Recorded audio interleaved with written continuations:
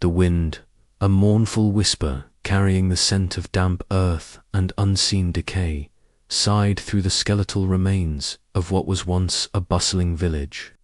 An aging figure, their face a road map of sorrow etched by sun and sorrow, stood stoically amidst the crumbling stone foundations of a long-abandoned dwelling, their rough, calloused hand reaching out as if to touch a ghost. The painterly shadows cast by the setting sun emphasized the profound sense of desolation that clung to every broken stone, every weed-choked path. This was not merely ruin, but a wound in the landscape, a silent testament to lives lived and abruptly, mysteriously silenced, now under a grey, somber sky that seemed to weep with them. Only generations ago, this place had hummed with life. The rhythmic clang of the blacksmith's hammer had echoed from the smithy. The scent of wood smoke and baking bread had filled the narrow lanes, and the joyous shouts of children had spilled from the doorways of the wattle and daub huts.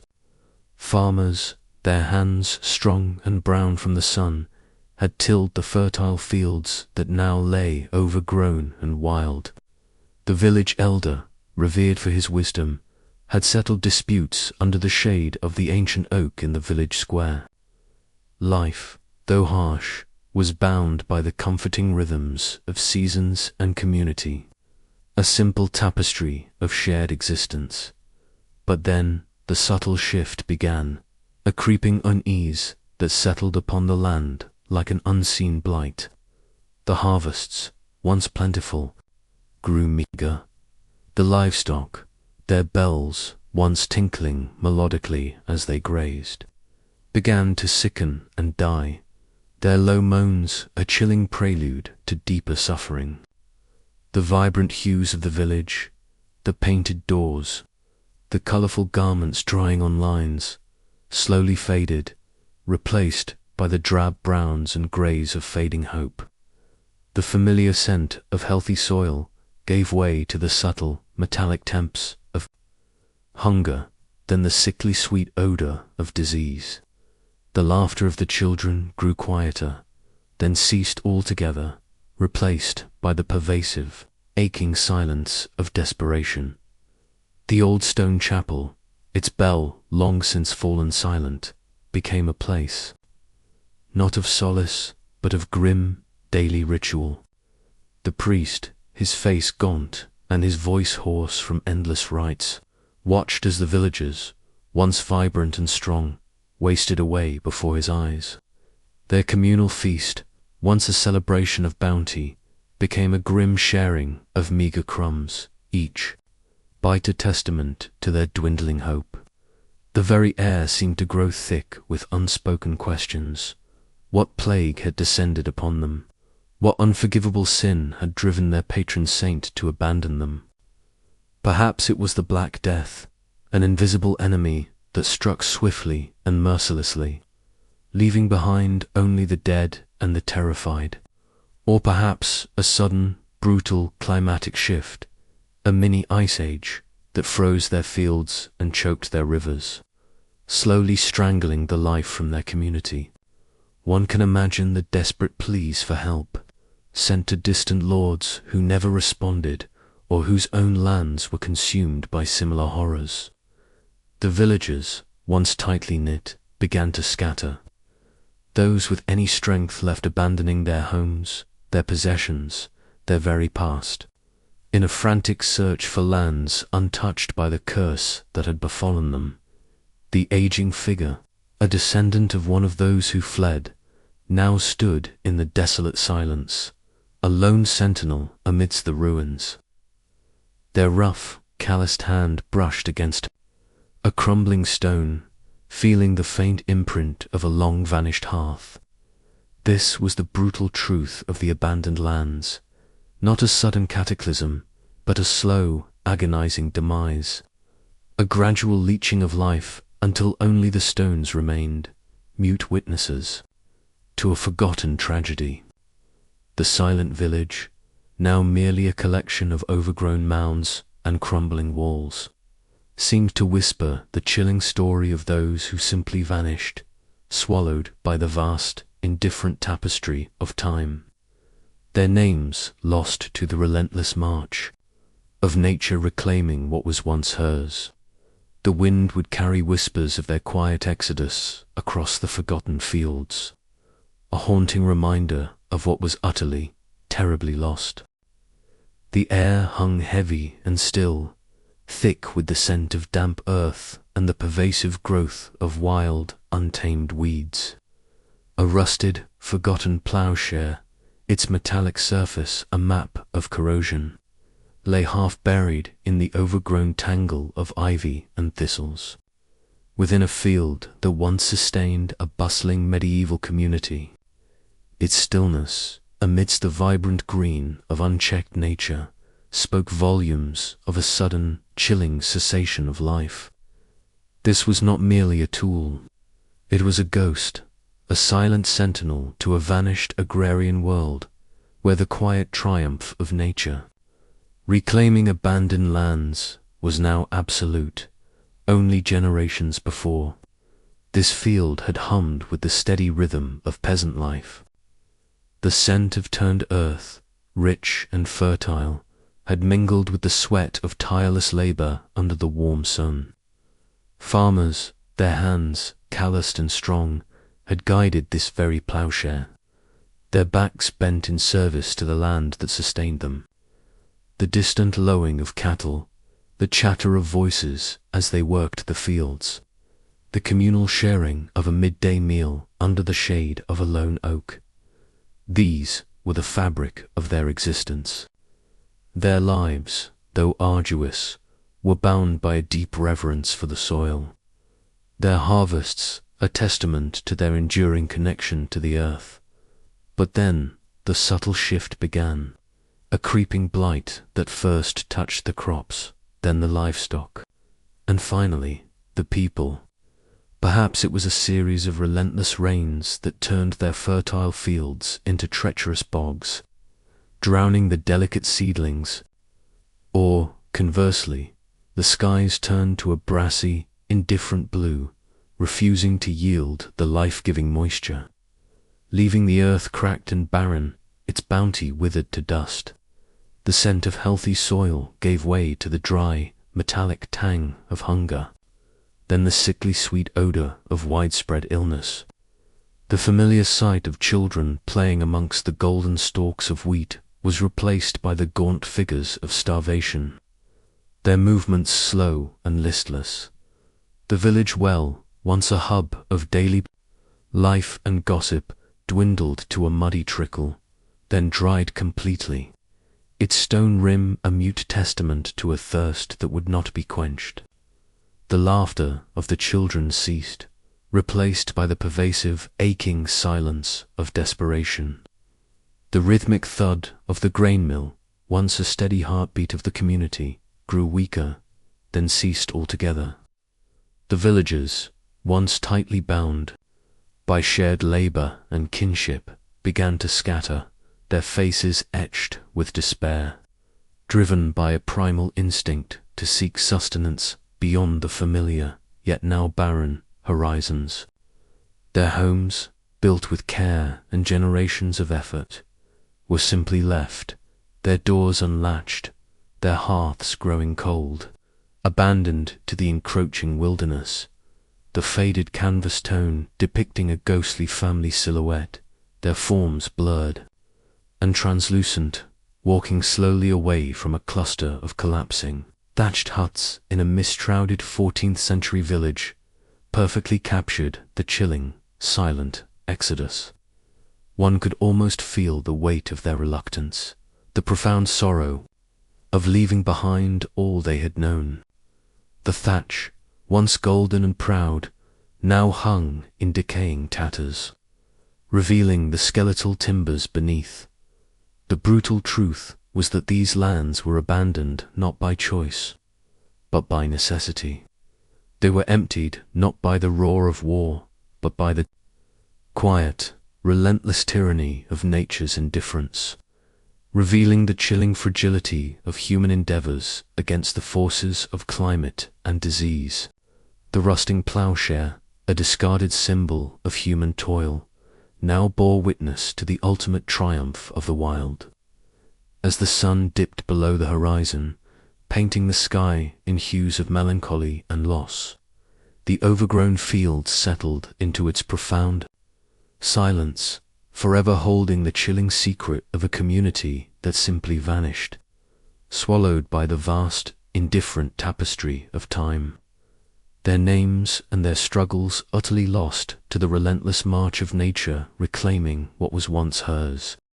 The air in the great hall, once alive with the boisterous laughter of knights and the clatter of servants, now felt heavy and still, thick with the scent of damp wool and dwindling hope. Lady Isolde, her embroidered gown now stained and torn, knelt beside her youngest son, his breath a shallow rasp against the chilling damp of the stone walls. Outside, the relentless snowfall, thick and silent, blanketed the land, erasing all signs of the besieging army, yet trapping those within with an iron grip far more insidious than any siege engine. This was a siege not of steel and fire, but of ice and attrition, a slow, agonizing descent into oblivion where the enemy was the very season itself. Before the snow, the castle had prepared. Granaries were filled, firewood stacked high, and the garrison stood ready for any assault. They had faced sieges before, battles of strength and courage. But this was different. The first flakes of snow had been a beautiful sight, a soft blanket covering the scars of war. No one had foreseen that it would fall relentlessly, for weeks on end, burying their supply lines, freezing their wells, and making any hope of relief utterly impossible. The distant bells of the village church, normally a comforting sound, had long since fallen silent, buried under the drifts, a symbol of a world cut off. The true siege began with the hunger. The grain, once plentiful, dwindled with terrifying speed. The livestock, kept in the lower levels of the castle, shivered and succumbed to the cold, their emaciated forms offering little sustenance. The smell of desperate, meagre cooking, thin gruel, roasted rats, scavenged roots, replaced the rich aroma of feasts. Soldiers, once formidable in their polished armor, now moved like gaunt spectres, their faces hollow, their strength ebbing with each passing, starving day.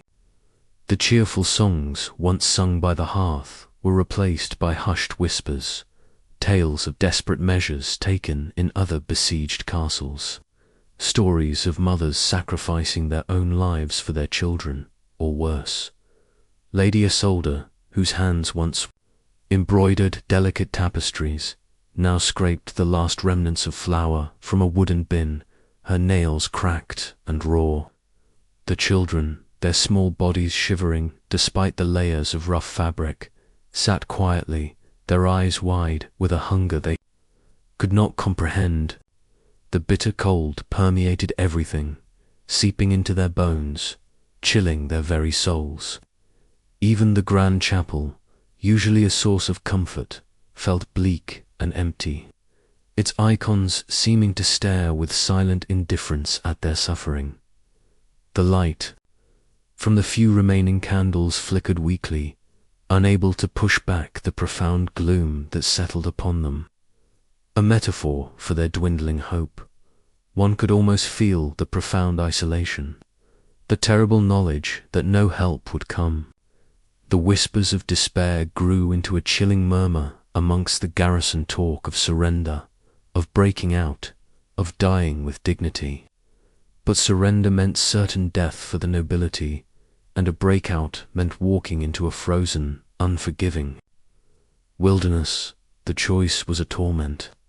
Lord Reginald, Isolde's husband, once a pillar of strength, sat by the cold hearth, his face buried in his hands, the weight of his starving people a crushing burden. His armored gauntlets, once symbols of his might, now lay discarded, cold and useless, beside him. The grieving mother archetype, embodied in Lady Isolde, now held her youngest son, his small body growing colder, smaller, with each agonizing breath.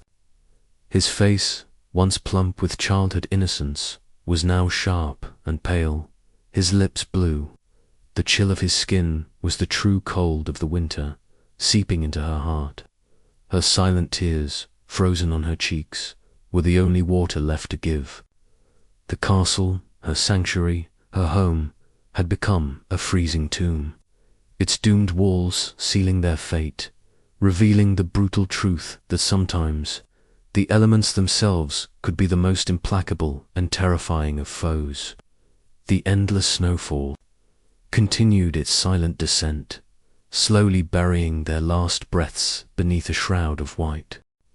The air in the long-abandoned medieval church was cold and still, thick with the scent of decaying wood and the profound dust of forgotten centuries. Sunlight, fractured and pale, filtered through a single broken stained-glass window, casting shards of muted color onto a collapsed, dust-covered altar. It was a scene of desolate beauty, a testament to a profound sense of forgotten faith and the relentless passage of time. The very silence here was not merely an absence of sound, but a heavy presence, a lament for the hymns that once filled these hallowed halls, for the prayers that once rose from devout lips. Only generations ago, this church had been the vibrant heart of the village. The scent of incense and beeswax would have mingled with the murmur of Latin prayers and the rustle of rough wool garments. On Sundays, the joyful peal of the bell would have called the faithful to gather, their faces upturned towards the light of the altar, finding solace and community within its stout stone walls. Christenings, weddings, funerals, every passage of life had been marked within these sacred confines. The collective joy and sorrow of the community etched into its very foundations. The colorful light from the unbroken stained-glass windows would have painted the stone floor in shifting patterns, reflecting the vibrant lives of the villagers. But then, the shadows began to fall upon the village, subtle at first, then consuming.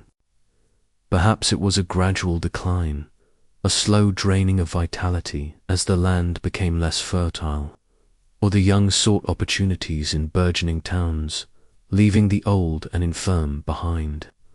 Or perhaps it was something more sudden, a devastating fever, that swept through the population, leaving no one left to toll the bell, no one to tend the sick, no one to bury the dead. The scent of decay, subtle at first, then pervasive, would have replaced the sweet smell of incense clinging to the heavy air. The vibrant colors of their lives began to fade, mirroring the fading light through the church's windows. The last villagers to leave, those haunted souls who finally surrendered to the inevitability of their doom, would have departed in a profound, agonizing silence, their footsteps echoing through the empty lanes.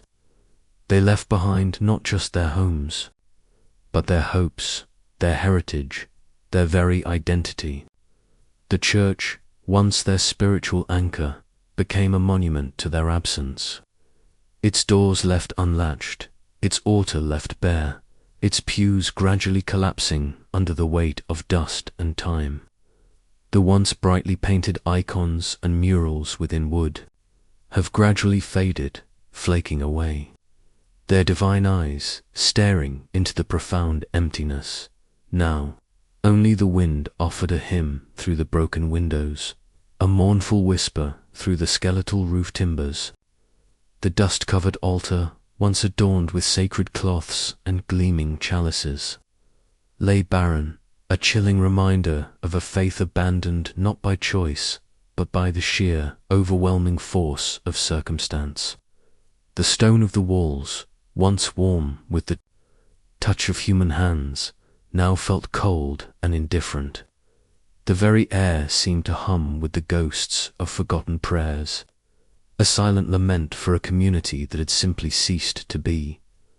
The brutal truth was that these lands were abandoned not by malice, but by the slow, inexorable march of changing times, by forces that withered communities just as surely as a blight withers a crop.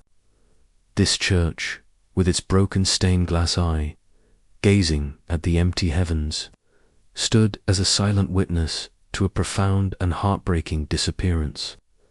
It was a stark reminder that even the most sacred places could be consumed by the relentless passage of time, leaving behind only the haunting echo of what once was, utterly lost to the mists of history, their faith forgotten as their lives vanished from the earth. The wind, a desolate sigh, swept across the vast, empty field, carrying the scent of wild grasses and ancient, undisturbed earth. In its center, a solitary, gnarled oak tree stood sentinel, its ancient branches reaching like skeletal fingers towards a cloudy, foreboding sky. The field itself was dotted with the barely discernible mounds of former dwellings, subtle undulations in the landscape that marked the silent graves of homes and hearths. This was not merely an empty space, it was a scar upon the land, a testament to a human presence that had simply vanished, now claimed by nature's quiet, relentless endurance. Generations ago, this field had been alive with the rhythms of agrarian life. The scent of turned earth and ripening grain would have filled the air, mingling with the distant lowing of cattle and the cheerful chatter of villagers. The oak tree, even then, would have offered shade to weary farmers during the midday sun, its roots reaching deep into the soil that nourished their crops. Their homes, humble wattle and daub huts, had clustered together for warmth and community, their hearths burning bright, their doors always open to a neighbor. Life, though arduous, was tethered to the land, their existence a testament to their unwavering connection to the cycles of nature. But then the insidious shift began. Perhaps a subtle change in climate, winters growing harsher, summers shorter, making the once fertile ground less yielding, or the soil itself became exhausted, drained of its vitality by centuries of continuous cultivation, refusing to bear fruit despite their tireless efforts. The scent of dying crops, a bitter, dusty odor, began to mingle with the clean scent of rain, a chilling omen. The villagers, once strong and vital, grew gaunt, their faces etched with the lines of gnawing hunger. The lively sounds of daily toil, the rhythmic swing of the scythe, the clatter of carts, the laughter of children, slowly faded, replaced by the pervasive, aching silence of desperation. The stream that had once supplied the village with fresh water began to dwindle, its flow reduced to a muddy trickle, its banks cracked and dry. The oak tree, a silent witness, watched as the villagers, driven by an agonizing thirst and an unquenchable hunger, began to leave. Not in a frantic exodus, but in a slow, agonizing trickle, each family severing ties with the land they had called home for generations. Their footsteps heavy with sorrow and reluctant hope. They did not burn their homes, nor dismantle them. They simply turned their backs, leaving their meager possessions to the mercy of the elements, their hearts breaking with each backward glance. The remains of a single rotting wooden pail half buried in the soil near a subtle indentation that might have been a former well, served as a poignant symbol of their ultimate thirst and the drying up of their very existence. The vast, empty field now stretched out under the indifferent sky, its surface scarred by the barely discernible mounds of former dwellings, a silent testament to a community that had simply vanished. The oak tree stood alone, its gnarled branches reaching towards the heavens, its ancient bark bearing witness to the profound, aching emptiness that had consumed the lives it once sheltered. The brutal truth was that these lands were abandoned not by human conflict, but by the quiet, relentless tyranny of environmental decay, the slow draining of life from a land that could no longer sustain them. The triumph of nature was complete, its weeds and wild grasses slowly erasing the last traces of human endeavor, revealing the chilling fragility of human endeavors against the forces of a changing world. As the sun dipped below the horizon, painting the sky in hues of melancholy and loss, the vast field settled into its profound silence, forever holding the chilling secret of a community that simply vanished, swallowed by the vast, indifferent tapestry of time, their names and their struggles utterly lost to the relentless march of nature reclaiming what was once hers. The silence of the overgrown track was profound, broken only by the mournful sigh of the wind through the tall, unkempt grasses. Here, half submerged in the thick mud, lay a medieval cart, broken and rotting, its single wheel askew, its timber frame warped and skeletal. It stood as a grim monument to a hurried, desperate departure, pointing away from a cluster of silent, desolate, ruined buildings that were slowly being consumed by ivy and moss. The air hung heavy with the scent of damp decay and forgotten human presence, a palpable sense of abandonment clinging to every crumbling stone and shattered timber. Only generations ago, this track would have hummed with the sounds of daily life, the creak of carts laden with harvest, the laughter of children skipping along its dusty path. The distant lowing of cattle and the cheerful chatter of villagers would have filled the air. The small cluster of homes, though humble, had pulsed, with the warmth of hearth fires and the camaraderie of a tight-knit community. Their lives were simple, dictated by the turning of the seasons, the planting and the harvest, all bound by the ancient customs passed down from their ancestors. But then the whispers began, not of distant wars, but of something far more insidious. Perhaps a prolonged blight had withered their crops year after year, turning fertile fields into barren land, or a new, devastating disease, carried by unseen vectors, had swept through the population, leaving a trail of death in its wake. The scent of wood smoke, once comforting, began to mingle with the sickly sweet odor of fever and decay. The sounds of daily life, once so vibrant, slowly faded, replaced by the pervasive, aching silence of desperation, then the mournful tolling of a single bell from the decaying chapel, marking an increasing number of burials. The village well, once a hub of daily life, became contaminated, its once clear water now murky and tainted, a source of sickness rather than sustenance. The cheerful songs once sung by the hearth were replaced by hushed whispers, tales of desperate measures taken in other, equally doomed settlements. The villagers, once tightly bound by shared labor and kinship, began to scatter, their faces etched with despair, driven by a primal instinct to seek sustenance and health beyond the familiar, yet now poisoned, horizons. The very thought of staying, of facing the relentless decline, became a terror far greater than the unknown. The broken cart, left behind in the mud, was a testament to the abruptness of their flight, perhaps overloaded in a desperate attempt to carry what little they could, or simply abandoned when its beast of burden succumbed to illness or hunger.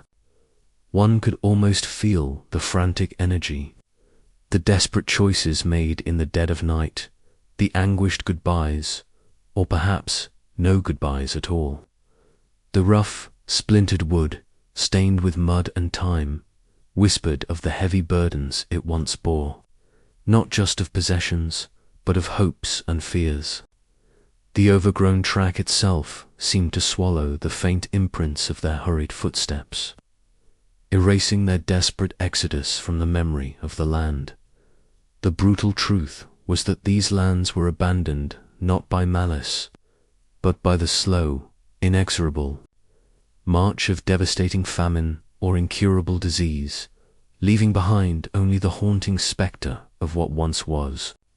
The rotting cart, a silent monument to a desperate escape that may or may not have succeeded, served as a poignant reminder of a community that simply vanished, swallowed by the vast, indifferent tapestry of time. As the last rays of twilight faded, plunging the ruined buildings into deeper shadow, the silence of the abandoned lands settled in, forever holding the chilling secret of those who simply ceased to be, their names and their struggles utterly lost to the relentless march of nature reclaiming what was once hers. The air was still and cold, thick with the scent of damp earth and the profound silence that only truly abandoned places possess.